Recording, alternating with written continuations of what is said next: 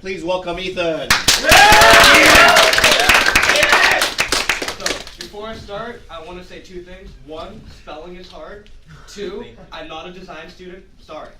Okay, so, what do we see when we watch movies? It's a kind of an interesting question because obviously film is the most collaborative of all art forms. It's a combination of so many things: shots, angles, dialogue, characters. But something that I don't think people appreciate enough is music and sound design. And personally, I love music. Some people don't like my taste in music, but I do have this huge passion about music, especially in movies. So, David Lynch once said 50% of a movie is sound, and that's David Lynch right there, if you couldn't tell. It's a little arrow. But I actually started to believe this, and when I was going through what I should focus on my explorations, I kind of rediscovered a clip that we watched in film, and I want to play 10 seconds of it for you here right now. Not there. It is one,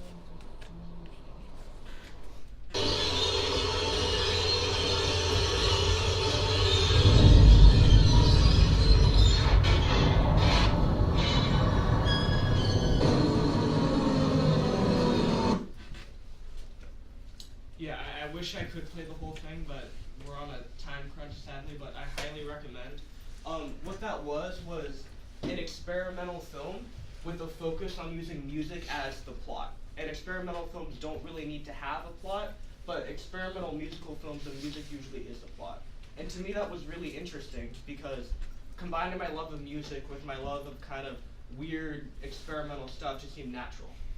So, for research, this was the most difficult thing for me because I was kind of struggling how to create an infographic, what should I try to tell people, and I was going a little bit crazy. I was overthinking, and I decided, you know what? Let's try to see if the statement is 50% of a movie production dedicated to sound. Well, that's not the statement, but is that true? Spoiler alert, that's not how it's supposed to be intended, but I decided to do some research to see whether or not it's true.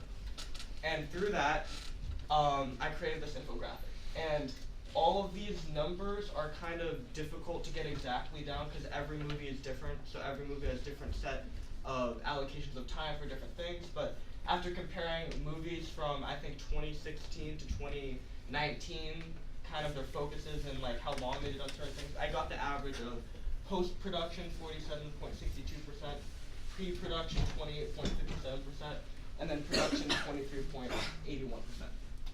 And what that means is that since sound design falls into post-production, and it's only a percent of post-production, technically a movie's being made isn't really 50% of the process. But obviously that's not what David Lynch intended, but that's what I decided to focus on for my research.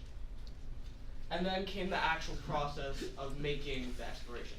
And this was really hard for me because I struggle a lot with planning and kind of getting over my head. So at first I was like, okay, I need a really weird song. Because if your song is going to be your plot, it needs to be kind of a full kind of circle thing.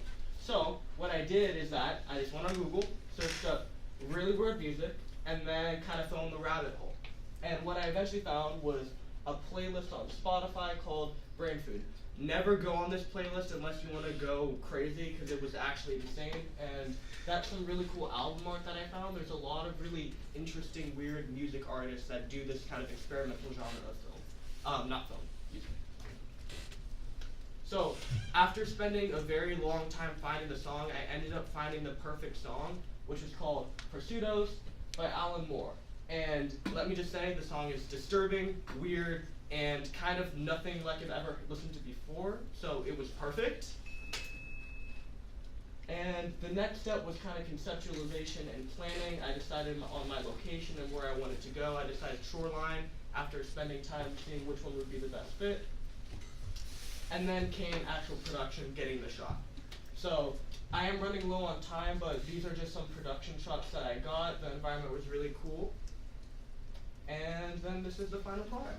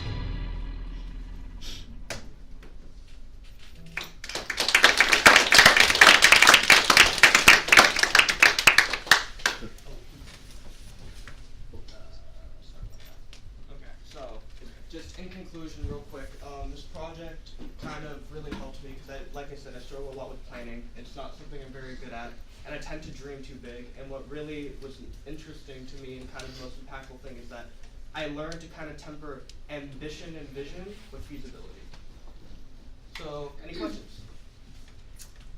What's the teddy bear's name? Was it Montague? The teddy bear's name was Montague.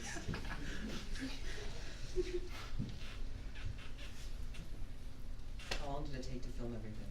About 3.5 hours-ish. How did you carry all those props with you? Okay, so that's a fun story. So the one thing about Shoreline that I realized that if I'm gonna go there, we're gonna have to bike. I also, luckily, I had Ryan to help carry equipment and kind of help get some shots, but it was tough because we carried a lot of equipment around, a lot of props, and at one point, I'm not the best biker. I fell a couple of times, so that also might have been why it took a long time. Were you carrying the camera when you fell? Okay. So for one shot, actually the best shot of the entire campaign is that what we did is that we had someone on a bike and we used a stabilizer, and what would happen is that someone would hold the stabilizer, then the person would bike and grab it and move forward, and we did it 3 times flawlessly, and then we tried to do it one more time, and then someone fell, but the camera did not fall. We managed to just keep it up. So no damage to the camera, just damage to me because they got cut and scratched a decent amount. Yeah. Would that answer change if there was no freestyle staff in this room? Can you repeat the question? Of course not.